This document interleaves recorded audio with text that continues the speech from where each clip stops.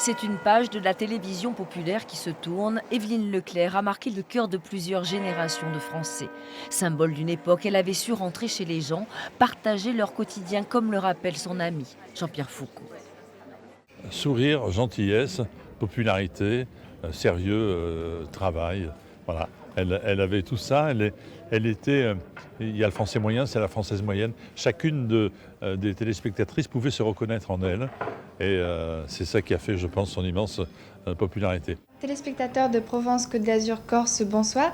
C'est en 1969 qu'Évelyne Leclerc commence sa carrière sur l'antenne niçoise de l'ORTF. Speakerine, elle s'impose rapidement, son naturel et son style lui ouvrent alors les portes de Paris où elle devient animatrice. Elle animera l'un des jeux les plus populaires de l'époque, Tournée Manège, aux côtés de sa complice, Fabienne Egal, qui a voulu rester discrète.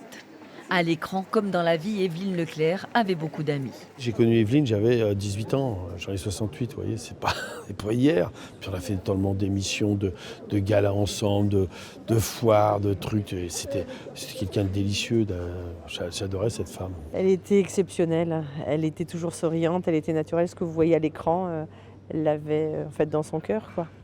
Avec la comédienne et chanteuse Charlotte Julien, elle se voyait très souvent et partageait bien plus qu'une carrière médiatique. Chaque fois, on se retrouvait ensemble dans des réceptions à Paris, des trucs, et on a sympathisé. Je la faisais rire et elle aimait rire. Femme de cœur et d'engagement, Évelyne Leclerc restera une figure emblématique de l'audiovisuel.